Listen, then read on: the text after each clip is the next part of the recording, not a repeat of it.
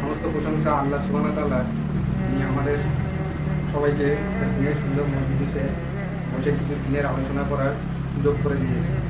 সাধারণত আজকের বুধবার, সবাই ছুটির দিন, সবাই দেখবে বন্ধু বান্ধবরা মিলে কোথাও মাঠে ঘাটে নিজেরা একত্র হয়ে সব আড্ডা মেরে সময় অতিবাহিত করে যায়।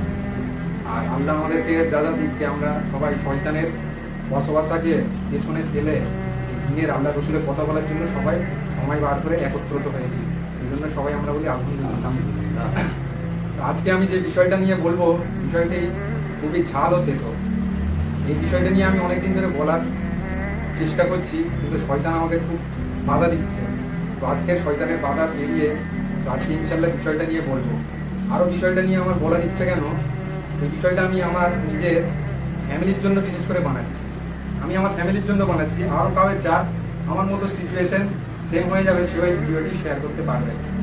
তো বিষয়টি খুবই, যে আগে বললাম যে ঝাল হতে হবে, তো বিষয়টি হচ্ছে নামাজ। নামাজ আমাদের জীবনে কতটুকু গুরুত্ব। নামাজ শব্দটি এলে মানুষের দেখে একটা অটোমেটিক শয়তান অ্যাটাক করে নেয়, যারা বিশেষ করে নামাজ পড়ে না। নামাজ শব্দটি এলেই দেখবে ভিডিওটি স্কিপ করতে হবে। এই আমি যে বললাম এই নামাজ ওয়ার্ডটা এলো, ভিডিও স্কিপ করে দেবে, জানে আর শোনা যাবে না, এর থেকে সে বার হয়ে যাবে। তো ভাই একটা দয়া করে অনুরোধ করছি, ভিডিওটি সবাই পুরো শুনুন, শয়তানকে সাইডে রেখে ভিডিওটি ছাই 10 মিনিট 15 মিনিট 20 মিনিট ছাই হয়, তো আল্লাহ আল্লাহ রসুলের জন্য সময়টা বার করে এই অন্তত 10-15 মিনিটটা শোনার চেষ্টা করবে, ইনশাল্লাহ অনেক কিছু ফায়দা হবে। তো নামাজ, এই কিছু নামাজ আমাদের জীবনের সঙ্গে এমনভাবে জড়িয়ে আছে, কোরআন হাদিসের ফর্মুলাতে ফেললে দেখা যাবে নামাজটা হচ্ছে আমাদের অক্সিজেন। নামাজ ছাড়া আমরা কেউ মুসলমান দাবি করতে পারবো না। নামাজটা অক্সিজেন। অথচ তুমি প্র্যাকটিক্যালি এখন বর্তমান সমাজে দেখো, সোসাইটিতে নামাজ একটা খুব ক্যাজুয়াল জিনিস। কোনো বাড়িতে খুব জোরে 1-2 জন নামাজ পড়ছে, প্রায় বেশিরভাগ ছোট থেকে বড় জওয়ান যুবকেরা নামাজের ধার ধারে নেই। শুধু যারা বয়স হয়ে গেছে বুড়োরা, তারাই মসজিদে যাতায়াত করছে, নামাজ পড়ছে। তারা নিজেদের পড়ছে, কিন্তু অথচ তাদের ইয়ং ছেলেদের বলো, বাচ্চাদের বলো, ঘরের মেয়ে ছেলেদের বলো, তাদের অতটা প্রেশার দেয় না যতটুকু দেওয়ার দরকার। তারা শুধু নিজেরাই পড়াশোনা করে, নিজেদের ইবাদতটা করে পার হয়ে যাচ্ছে। তো আমার ইচ্ছা, আমি যেহেতু টুকটাক আল্লাহ পাক যতটুকু নামাজ পড়াচ্ছে, তো আমি নামাজের যতটুকু গুরুত্ব কোরআন হাদিস থেকে বুঝেছি, সেই গুরুত্বটা আমার ফ্যামিলির মানুষকে বা যারা আমার মতো আছে শোনানোর জন্য, সেই গুরুত্বগুলো শোনানোর জন্য কোরআন হাদিসগুলো একত্রিত করে এই ভিডিওটি বানানোর চেষ্টা করছি ইনশাআল্লাহ। প্রথমে বলি যে নামাজটা হচ্ছে ইসলামের, আমরা জানি ইসলামের 5টি স্তম্ভ। 5টি স্তম্ভের মধ্যে 2 নম্বর হচ্ছে নামাজ। প্রথম দুটি হচ্ছে শাহাদত, কলেমা শাহাদত, দ্বিতীয় নামাজ, তৃতীয় যাকাত, চতুর্থ রোজা, আর পঞ্চম হচ্ছে হজ। 5টা ইসলামের পিলার। এর মধ্যে যে কোনো একটা সরে গেলে তোমার কোনো দাম নেই। বিল্ডিং যেমন 4টে পিলারে থাকে, যে কোনো একটা সরে গেলে বিল্ডিং পড়ে যাবে, ঠিক তেমনই এই 5টা ইসলামের পিলার একটা যদি সরে যায়, বিল্ডিং ধসে পড়ে যাবে, তোমার কোনো কাজে লাগবে না, সে বিল্ডিংয়ের কিছু কাজ হবে না। তো নামাজ যদি কেউ না পড়ে, তো মনে করো বিল্ডিং ধসে পড়ে যাবে, কোনো কাজে লাগবে না। তো নামাজ ছাড়া পড়ে না, তাদের আমি 3টে শ্রেণীতে প্রথম বিভক্ত করেছি। একটা শ্রেণী হলো যারা জানে যে নামাজ পড়তে হবে, নামাজ একটা ইমানের অঙ্গ, ইসলামের অংশ, অনেক গাফিলতি অলসতার জন্য নামাজ পড়তে পারে না, কিন্তু মনে আক্ষেপ আছে যে আমি নামাজ পড়তে পারিনি, পড়তে হবে, নামাজটা খুব জরুরি। একটা শ্রেণী মানুষ এইটা ভাবে। আর 2 নম্বর শ্রেণী হচ্ছে অনেকজন অজুহাত দেয় যে নামাজ পড়লে কি শুধু হবে, নামাজ পড়লে হবে না, ইমান ঠিক রাখতে হবে। অনেকজন দেখো হজ করছে, জাকাত দিচ্ছে, মদ খাচ্ছে, জুয়া খেলছে, আর নামাজ পড়তে, ওই নামাজ আল্লাহ নেবে? আগে নিজেকে ঠিক হতে হবে, তবে সেই নামাজ হবে, মানে একটা অজুহাত দেয়। সেটা ঠিক সুফিরা যেরকম নামাজের অর্থই চেঞ্জ করে দেয়। তারা কি বলে, নামাজ মানে হচ্ছে সব কাজটাকেই হচ্ছে নামাজ, মানে ফিজিক্যালি কোনো নামাজ নেই। এটা হলো 2 নম্বর শ্রেণী, এরা নামাজকে পুরো সরিয়ে দিয়েছে, ওরা মানেই না যে নামাজ বলে কিছু আছে। আর 3 নম্বর হচ্ছে যারা বেদিন, মানে বিধর্মীরা, তাদের তো খাতার বাইরে যাও, তাদের সালাতের কোনো, নামাজের কোনো গুরুত্ব বলার প্রয়োজনই নেই, তারা খাতার বাইরে। এই 3টে শ্রেণী আজ বিভক্ত হলো। তো 3টে শ্রেণীর মধ্যে যারা মনে করো নামাজ পড়ে না, ক্যাজুয়ালি নিয়েছে নামাজকে, 3টে শ্রেণীর মধ্যে আল্লাহ সুবহানাহু ওয়া তাআলা কার নামাজ না পড়ায় বেশি রাগ রেগে যাবে, বেশি গুসা হবে আল্লাহ পাক কার নাম না পড়ে? বলো এটা। বিধর্মীদের নামাজ না পড়াতে আল্লাহ বেশি রাগ হবে? না যারা নামাজের অজুহাত দিয়ে কেটে যাচ্ছে, যে নামাজ বলে কিছু নেই, তাদের না পড়াতে আল্লাহ বেশি রাগ হবে? না যারা মানে নামাজ মানে কি জানে, গুরুত্ব জানে, সব জানে, নামাজের গুরুত্ব সব জেনেও তারা নামাজ পড়ে না, এটা 1 নম্বর। তাহলে কার প্রতি আল্লাহ বেশি রাগ হবে? 1 নম্বরের কেন? উদাহরণটা দিই। মনে করো 3টে ছেলে আছে, তিনটে ছেলের মধ্যে একটা আমার ছেলে আছে, একটা আমার আত্মীয় ছেলে আছে, আর একটা আছে অন্য মানুষের ছেলে। তিনটে ছেলেকে আমি একটা ফরমাস করলাম, একটা অর্ডার করলাম যে ভাই তুমি এই কাজটা করে দাও, এই কাজটা তোমায় করতে হবে, আমার খুব প্রয়োজন। তো তিনজনের মধ্যে কেউ করলো না। আমার কার প্রতি বেশি রাগ থাকে? আমার নিজের ছেলেটার প্রতি রাগ ধরবে বেশি, না আমার আত্মীয় ছেলেটার প্রতি বেশি রাগ ধরবে, না অন্যজনের ছেলেটার উপর বেশি রাগ ধরছিল? নিজের ছেলে। কেন আমি তাকে অর্ডার দিচ্ছি, হুকুম দিচ্ছি, সে তো আমার নিজের ছেলে। সে যদি নামাজ না পড়ে তো আমার রাগ হবে না? তো মুসলমানরাও তো সে আল্লাহরই বান্দা, তারা তো আল্লাহ রসুলের প্রতি ইমান এনেছে। তো আল্লাহ যদি যায় সব বলার পরও যদি সে যদি আল্লাহর ইবাদত না করে তো আল্লাহ তো তার প্রতি বেশি রাগ হবে। এই কারণে এই জিনিসটা বোঝার দরকার যে আমরা নামাজ মানে সব জেনেও ক্যাজুয়াল নিয়ে আছি, মানে এটা বেশি ক্ষতিকর আমাদের জন্য। এটা আল্লাহর কাঠগড়ায় আমরা বেশি দাঁড়াবো, ওদের থেকে বেশি আমাদের প্রশ্ন হবে। এটা ব্রেনে রেখে চিন্তা ভাবনা করা দরকার। আর একটা, অনেকজনা দেখবেন নামাজ পড়ে না, তারা খুব অজুহাত দেয়। এই বড়রা বলে আমি আর একটু সময় বিজনেসটাকে স্ট্যাবলিশ করে নিই, আমার ছেলেরা বড় হোক, মানে সমস্ত রকম কাজ কর্মকে গুছিয়ে নিয়ে তারপরে একটু বয়স হবে নামাজ পড়বো। বড়রা এই নাম্বার। ইয়ংরা বলে আমরা এখন স্কুলে পড়ছি, আমাদের এখন বয়স না, আর একটু বয়স হলে নামাজ পড়বো। ঘরের মেয়ে ছেলেরাও এইরকম ভাবনা চিন্তা করে যে নামাজ এখন আর একটু ছেলেরা বড় হোক, নিজের খাওয়া নিজে শিখে যাক, এইরকম চিন্তা ভাবনা করে তারা নামাজকে ক্যাজুয়াল নিয়ে সরিয়ে দেয়। তারা জানে আমরা আর একটু বয়স হলে নামাজ পড়বো। কিন্তু আলটিমেট কি সেই সময় আসবে? সেই ফ্রি সময় যে আসবে? তারা সব ব্যস্ততার মধ্যে জড়িয়ে আছে, এই চিন্তা ভাবনা নিয়ে আছে যে ব্যস্ততাটা আমি একটু কমিয়ে তবে নামাজটা পড়বো। তারা এই চিন্তা ভাবনা করে আছে, কিন্তু সেই দিন কি আসবে? এটা একটা হাদিস বলি। হাদিসটা হচ্ছে তিরমিজি শরীফের। রাসূল করিম সাল্লাল্লাহু আলাইহি ওয়াসাল্লাম বলছেন, আল্লাহ সুবহানাহু ওয়া তাআলা বলেন, হে আদম সন্তান, তুমি আমার ইবাদতের জন্য যথাযথ চেষ্টা করো, সময় বার করো, তাহলে আমি তোমার অন্তরকে শান্তিতে পূর্ণ করে দিব আর তোমার অভাব দূর করে দিব। আর তুমি যদি তা না করো তাহলে আমি তোমার দুই হাতকে কর্মব্যস্ততা দিয়ে পরিপূর্ণ করে দিব আর তোমার অভাব ও অন্তর আমি দূর করবো না। হাদিসটা বলে এখানে আল্লাহ সুবহানাহু রাসূল করিম সাল্লাল্লাহু আলাইহি ওয়াসাল্লাম কি বলছেন? যে আল্লাহ সুবহানাহু ওয়া তাআলা বলছেন তোমরা আমার ইবাদতের জন্য সময় বার করো, তাহলে আমি তোমার মনে শান্তি ঢেলে দেবো আর অভাব অন্তরও দূর করে দেবো। আর যদি তা না করো আমি তোমাকে পেরেশান দিয়ে ভরিয়ে দেবো। যারা নামাজ পড়ে না তারা এই হাদিসটা নিজে নিজে ক্যালকুলেশন করে দেখো, তোমরা ব্যস্ততার মধ্যে ডুবেই আছো। এখানে আল্লাহর ওয়াদাটা সত্যিই হচ্ছে যে তোমাদের দুই হাত কর্মব্যস্ততা দিয়ে ভরে দেবো আর মনে কারোর শান্তি নেই। যে নামাজ পড়ে না চিন্তা করে দেখো কারোর মনে শান্তি নেই আর সব ব্যস্ততার মধ্যে ডুবে আছো। এটা একদম লিখে নাও, যারা শুনছো ভিডিওটা তারা নিজে নিজে মাইন্ডে ফেলে দেখো, নামাজ পড়ো না তোমাদের মনে অভাব অশান্তিও আছে আর ব্যস্ততার মধ্যেও পড়ে আছে, তোমাদের সময় নেই। আল্লাহর কথা ভুল হবে না, এটা একদম 100% ভিড়ে যাবে। এখানে মনে শান্তি আসবে না। আর বলছে মনের শান্তি কোথায় আছে?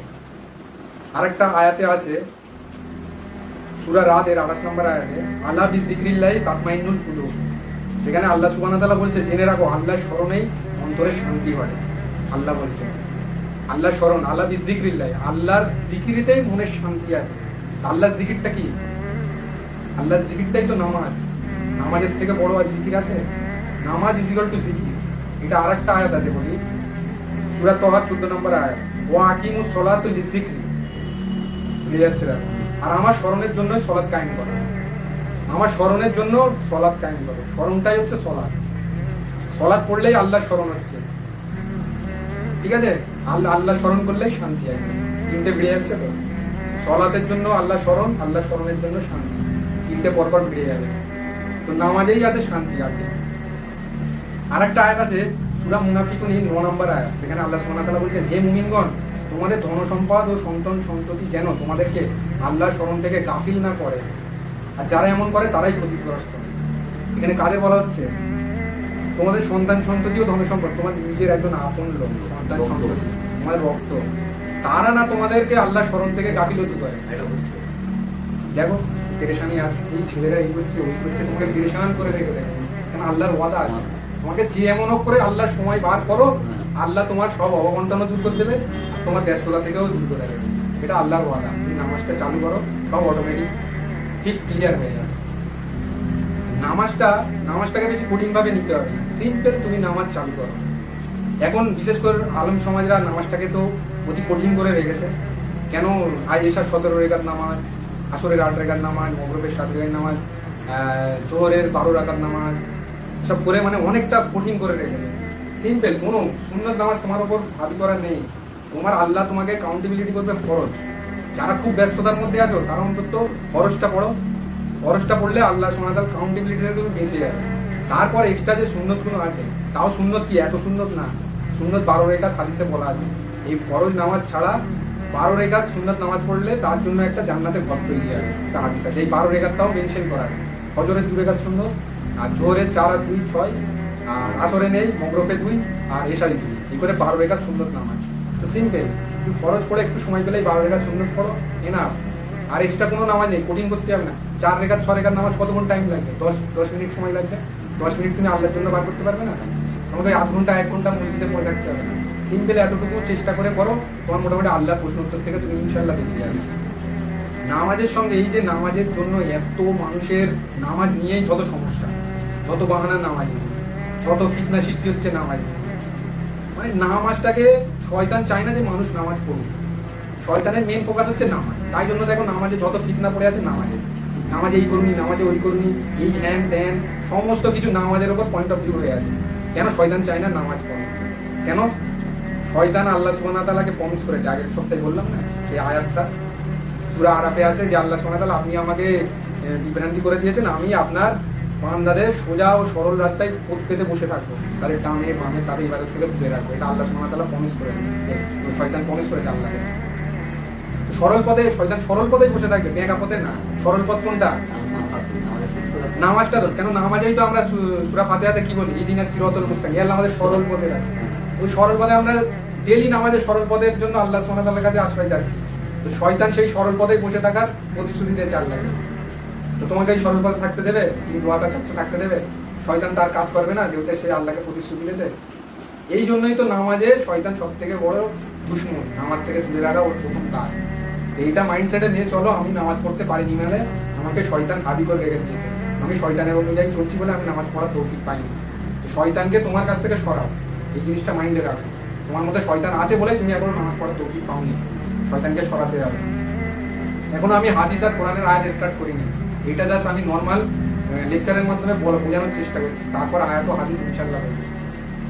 আচ্ছা, নামাজ ও শয়তানের সম্পর্কটা, এটাও একটা ডিটেলস আছে, এটা আমি ভিডিওর লাস্টের দিকে বলবো, হয়তো এটা আরেকটা পার্ট বানাবো।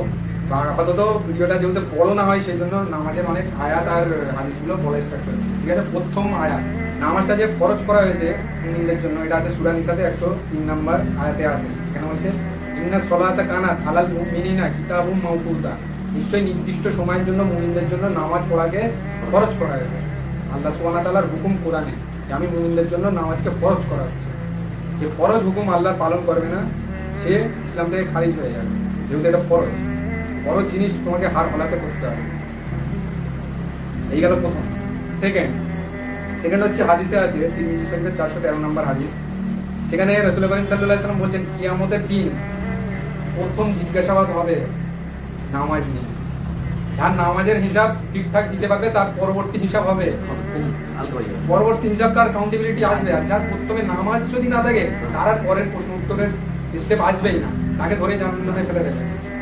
প্রথম স্টেপ হবে নামাজ। তুমি নামাজ পড়েছো? যদি বলো হ্যাঁ, ঠিক আছে, তারপরে তোমার জিজ্ঞাসাবাদ চালু হবে। আর যদি প্রথমেই ধরে ফেলে তুমি নামাজ পড়োনি, যাও, আর কোনো পিছনে কত ভালো কাজ করেছো দেখার দরকার নেই, আগে জাহান্নামে যাও। কত ভয়ানক হাদিস বলো। এটা গেল 2 নম্বর। 3 নম্বর, এটা হচ্ছে সবচেয়ে ভয়ানক হাদিস। এটা, এই হাদিসটা নিয়ে অনেকজন অনেক কিছু আবার ফিতনা তৈরি করেছে। তো সেই হাদিসটি বলি, রাসূল করিম সাল্লাল্লাহু আলাইহি ওয়াসাল্লাম বলছেন, বাইনা রজুলি ওয়া বাইনা শিরকি ওয়াল কুফরি তারপর সালাত, মানে বান্দা ও শিরক ও কুফরের মধ্যে পার্থক্যকারী হচ্ছে নামাজ। বান্দা আর শিরক ও কুফরির মধ্যে পার্থক্য হচ্ছে নামাজ। যে বান্দা নামাজ পড়লো না সে শিরক ও কুফরি করলো, শিরক করলো কুফরিও করলো। এটা হাদিসে বলছে, এটা আমার বানানো কোনো গল্প না, এটা হাদিসের কথা। ঠিক আছে, শিরক ও কুফরি করে, নামাজ না পড়লে শিরক আর কুফরি করছে। কত ভয়ানক একটা জিনিস। এখানে একটা এক্সপ্লেন করে দিই যে নামাজ না পড়লে শিরক কুফরি করছে। আমরা কি জানি, নামাজটা যে তুমি দেখবে এখন নর্মাল সমাজে নামাজ পড়ে না, ক্যাজুয়াল ভাবে কোনো মানুষ যদি মনে করো মদ খায়, জুয়া খেলে, জিনা করে, শুয়োরের গোশ খায়, সেটাকে খুব মানে কঠিনভাবে নেওয়া হবে, এই ছেলেটা ভালো না, একদম মদ খায়, জুয়া খায়, শুয়োরের গোশ খায়, দাঁড়িয়ে পেশাব করে, একে কোনো মেয়ের বিয়ে দেওয়া যাবে না, একে সমাজ থেকে সরিয়ে দাও, এরকম একটা মনোভাব থাকে, একে একঘরে করে দাও, এরকম একটা মনোভাব থাকে। তো কিন্তু যারা নামাজ পড়ে না তাদেরকে এইরকম মনোভাব নেই, এটা ক্যাজুয়াল, কোনো ব্যাপার না, এটা গোনাই না। কিন্তু এখানে বলছে বান্দা শিরক ও কুফর করছে, অথচ সে ওই কাজগুলো করলে সে ইসলামের কারণ থেকে বাদ যায় না। সে শিরকও করে না, কুফরিও করে না, সে ওই কাজটা করছে, শিরক আর কুফরি করে না। কিন্তু এ নামাজ না পড়ে শিরক আর কুফরি করছে। তাহলে ভয়ানক গুনাহ কোনটা হলো? নামাজ না পড়াটা। কিন্তু আমাদের সমাজ ভাবে ওইটা। আর এদিকে বিনা নামাজি ছেলেকে ইন্দাজ দিয়ে দেওয়া হয়, কোনো অসুবিধা নেই। সমাজের পুরো পয়েন্ট অফ ভিউটাই আলাদা। আমাদের এই পয়েন্ট অফ ভিউটা চেঞ্জ করতে হবে। নামাজটাকে এমন অক্সিজেন, প্রথমে বলেছি অক্সিজেন, প্রত্যেকটা মানুষকে নামাজটা পড়তেই হবে। নামাজের কোনো কৈফিয়ত নেই। তুমি মুসলমান, নামাজ পড়তে হবে। নামাজ ছাড়া তুমি মুসলমান না।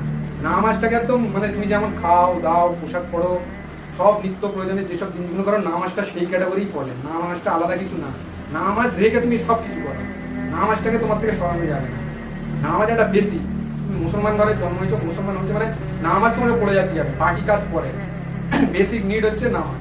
খাবারের মতো, গা ধোয়া, পেশাব পায়খানা সবের মতো নামাজটা প্রয়োজন, একদম সরানো যাবে না জীবন থেকে। 4 নম্বরে একটা আয়াতে বলি, সূরা রুমে 31 নম্বর আয়াত। সেখানে আল্লাহ বলছেন, তোমরা আল্লাহর অভিমুখী হও আর তাকে ভয় করো, নামাজ প্রতিষ্ঠা করো আর মুশরিকদের অন্তর্ভুক্ত হও না। সেখানে আল্লাহ বলছে তোমরা নামাজ পড়ো, আল্লাহকে ভয় করো আর নামাজকে প্রতিষ্ঠা করো আর মুশরিকদের অন্তর্ভুক্ত হও না। মানে নামাজ প্রতিষ্ঠা করো, নাহলে তোমরা মুশরিক হয়ে যাবে। আয়াতের মাধ্যমে এটাই বোঝা যাচ্ছে। তাহলে নামাজ না পড়লে মুশরিক হয়ে যাবে।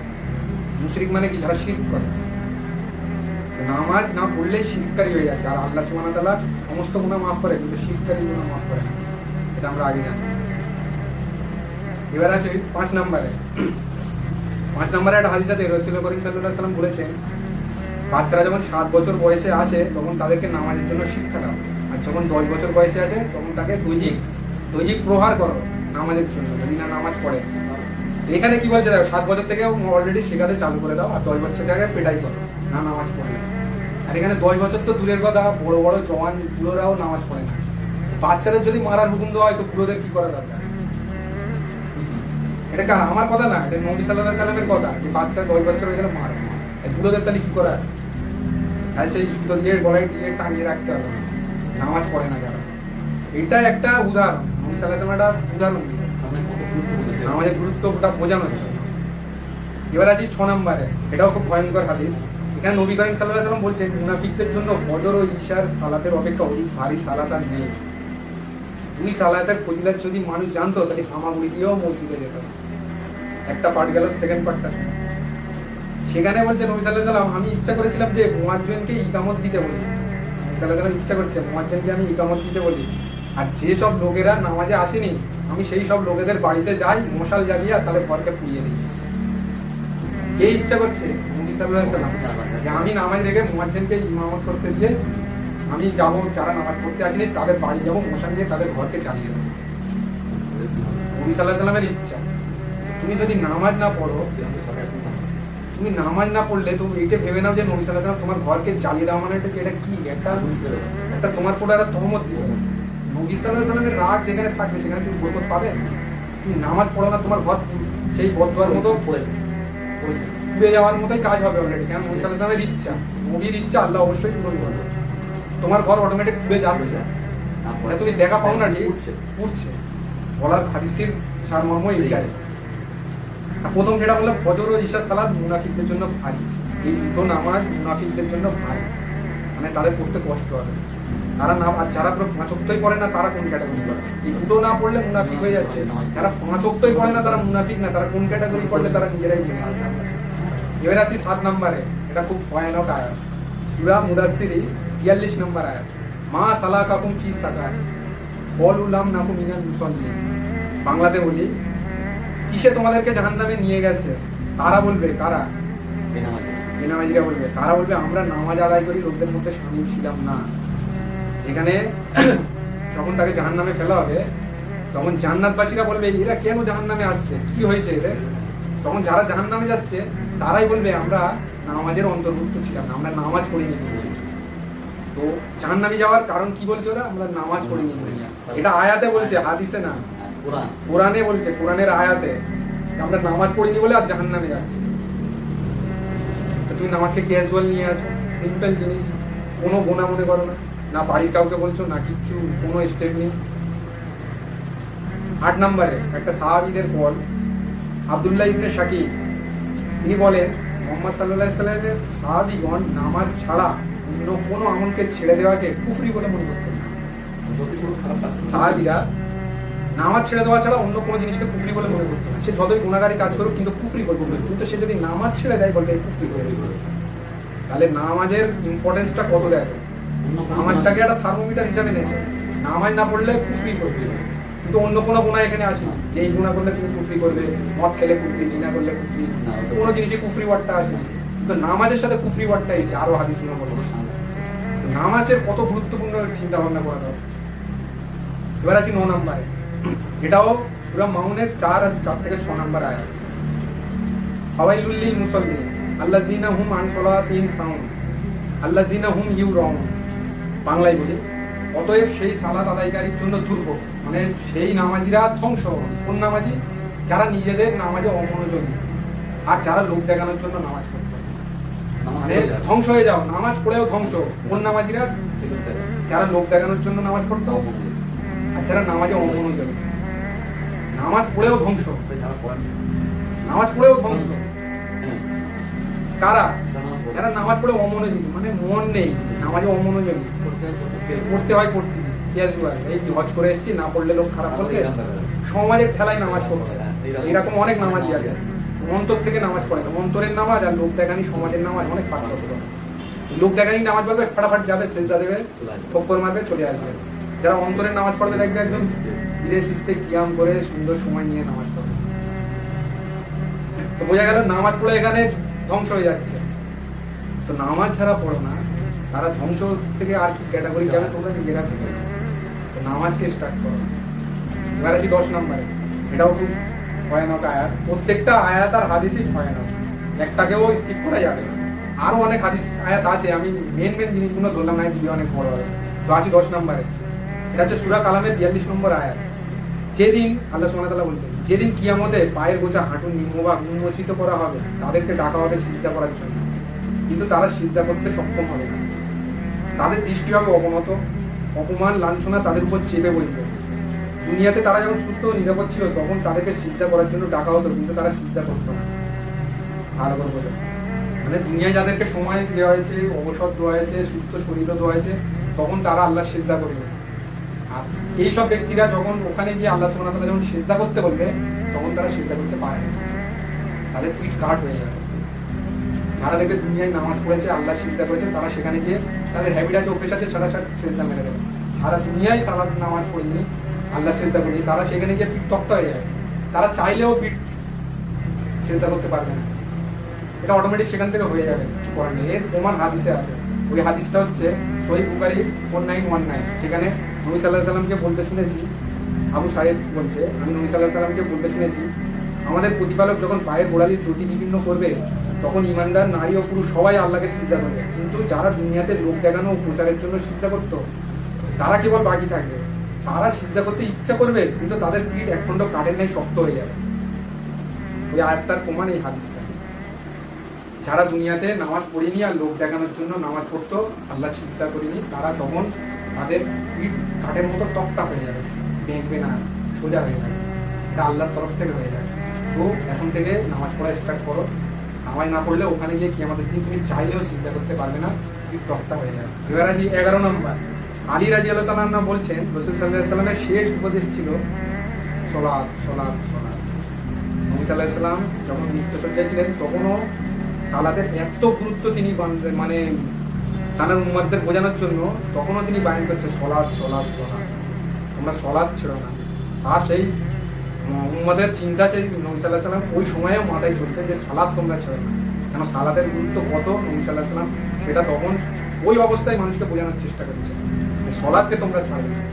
আর একটা হাদিসে বলছে, নবী সাল্লাল্লাহু আলাইহি ওয়াসাল্লাম বলেছেন, আমার চোখের শান্তি হচ্ছে সালাতের মধ্যে রাখা, আমার নয়নের প্রশান্তি সালাতের মধ্যে আছে। তাহলে সালাতের গুরুত্ব, নামাজের গুরুত্ব কত বলে। নবী সাল্লাল্লাহু আলাইহি ওয়াসাল্লামের চোখের শান্তি আছে, সেই শান্তি আমরা নবী সাল্লাল্লাহু আলাইহি ওয়াসাল্লামকে এত ভালোবাসি। এই তো রাবিউল আওয়ালের কত ভালোবাসা দেখতে পাবে, এত ভালোবাসা তোমরা সব রাস্তায় দেখতে পাবে, মসজিদে দেখতে পাবে। নবী সাল্লাল্লাহু আলাইহি ওয়াসাল্লাম কি তখন জানে যে একটা উম্মত এমন আসবে যে আমাকে ভালোবাসবে, দাবি করবে, কিন্তু নামাজ পড়বে না। সেটা তখন ভেবেছে কি এই উম্মতরা দেখো কত আশিকের রাসূল দাবি করছে, কিন্তু নামাজ পড়ে না। এরা কীরকম আশিকের রসুল। এবার আছে 12 নাম্বার, আবু হুরাইরা রাদিয়াল্লাহু তাআলা থেকে বর্ণিত, তিনি বলেন আল্লাহ রসুল করিম সাল্লাল্লাহু আলাইহি সাল্লামকে বলতে শুনেছেন, বলতো তোমাদের কারো বাড়ির সামনে যদি একটি নদী থাকতো আর সেই ব্যক্তি যদি সেই নদীতে 5 বার গোসল করতো তাহলে তার শরীরে কি কোনো ময়লা বাকি থাকতো? তখন আল্লাহ রসুল বললে ইয়ে হলো 5 ওয়াক্ত সালাতের উদাহরণ। এ হলো 5 ওয়াক্ত নামাজ পড়লে ওই নদীতে গা ধুলে যেমন পরিষ্কার হয়ে যাও, নামাজটাও ঠিক তেমনই। 5 ওয়াক্ত যদি নামাজ পড়লে ওই 5 ওয়াক্ত নদীতে গা ধুয়ে গা পরিষ্কার মতো ফ্রেশ হয়ে যাবে। 5 ওয়াক্ত নামাজ পড়লে আল্লাহ সোনাতে গুনাহকে মুছিয়ে দেয়। এই সেরকম ময়লা নদীতে গা ধুয়ে ময়লা উঠে যায়, ঠিক তেমনই নামাজ পড়লে গুনাহগুলো নদীতে গা ধোয়ার মতো ছড়ে পড়ে যায়। সেই নামাজ আমরা যদি ছেড়ে যাই তাহলে গুনাহগুলো নিয়ে আমাদের উপরে উঠতে হবে। এবার আসি লাস্ট আয়াত, সূরা আনকাবুত 45 নাম্বার, এটা বলেই শেষ করছি। কেন আল্লাহ সুবহানাহু ওয়া তাআলা বলছে নিশ্চয়ই নামাজ অশ্লীল ও মন্দ কাজ হতে বিরত রাখে। মানে নামাজের মানদণ্ড হচ্ছে অশ্লীল ও মন্দ কাজ থেকে দূরে রাখবে। নামাজ পড়লেই তুমি অটোমেটিক মন্দ আর অশ্লীল কাজ থেকে দূরে সরে যাবে। এটা অটোমেটিক তোমার মধ্যে আল্লাহ সুবহানাহু ওয়া তাআলা ঢেলে দেবে। তোমাকে নামাজটা পড়তে হবে। তুমি যদি নামাজ না পড়ো অশ্লীল ও মন্দ কাজে তুমি আরো ভিতরে ঢুকে যাবে। কেন দেখবে তুমি নামাজ যদি পড়ো 5 ওয়াক্ত ওযু করবে, সবসময় পাক পবিত্র থাকবে, তোমার মাইন্ডও ফ্রেশ থাকবে। এই জন্য তুমি অশ্লীল আর মন্দ কাজ থেকে অটোমেটিক দূরে সরে যাবে, তোমার মন চাইবে না। এটা একটা আল্লাহর নিয়ামত ঠেলে দেবে তুমি যদি নামাজ পড়ো। আর যদি তুমি নামাজ না পড়ো শয়তান তোমাকে গ্রাস করবে আর অশ্লীল ও মন্দ কাজের দিকেও তোমাকে টেনে টেনে নিয়ে যাবে। এই গেল 13টা কারণ বললাম। এই 13টা কারণ যথেষ্ট একটা মানুষের জন্য নামাজের গুরুত্ব বোঝার জন্য। তো এই গুরুত্ব কটা বলার বক্তব্য হচ্ছে যে তোমরা নিজেরা ক্যালকুলেশন করে বোঝো যে নামাজের গুরুত্ব কতটা। আর মানুষ বাঁচলেই বা কতদিন, মানুষের হায়াতের কি কোনো গ্যারান্টি আছে? কখন তুমি টিকিট কেটে নেবে কিচ্ছু বুঝতে পারবে না। তখন উপরে গিয়ে আফসোসই হবে যে আল্লাহ সুবহানাহু ওয়া তাআলা আমাকে আরেকবার সময় দাও, আমি গিয়ে যেই সময় যেই কাটিয়ে এসেছি ইবাদতগুলো করতে পারিনি সেইগুলো গিয়েই করবো। কারণ আল্লাহ সুবহানাহু ওয়া তাআলা বলবে আর সময় হবে। তো এই দুনিয়াটা একটা চান্স, এই চান্সে তুমি নামাজ পড়ে সমস্ত জিনিস করো না, কোনো যাস না। কী ক্ষতি হবে তোমার? কত বা ক্ষতি হবে? কত টাকাই বা লস হবে? লস তো হওয়ার কিচ্ছু নেই, এখানে তোমার ফায়দাই পাবে। আল্লাহর ওয়াদা আছে, তোমার ইমান তো এতটুকু আছে যে নামাজ পড়লে এত ফায়দা যেখানে আছে কোরআন হাদিসে বলছে। তো এটা আল্লাহর ওয়াদা আছে, আল্লাহর ওয়াদা কি ভুল হবে? একবার পড়েই দেখো, অন্তরেও শান্তি পাবে, রুজি রোজগারেও বরকত পাবে, সমস্ত বেবরকতি জিনিস থেকে তুমি দূরে সরে যাবে। সবচেয়ে বড় শান্তি হচ্ছে অন্তরের শান্তি, সেইটা তুমি পাবে। তো নামাজটাকে পড়া দরকার, এইটাই বলার জন্যই আমি এই ভিডিওটা বানিয়েছি। আশা করি হয়তো কিছুটা টনক মরবে। এগুলো আমার তো কিছু কথা বলিনি, এগুলো আল্লাহ ও আল্লাহ রসুলের সব রেফারেন্স সহকারে আমি ভিডিওতে ট্যাগ করে দেবো। ওগুলো দেখে নেবেন, সব ভিড়িয়ে নেবেন, ভিড়িয়ে নিয়ে আমল করবেন। আমার কথা আমল করতে হবে, সব হাদিসগুলো পড়বেন আর আমল করবেন। ঠিক আছে, এটা বলেই আমি শেষ করছি। সুবহানাকাল্লাহুম্মা ওয়া বিহামদিকা আশহাদু আল্লা ইলাহা ইল্লা আনতা আস্তাগফিরুকা ওয়া আতুবু ইলাইক।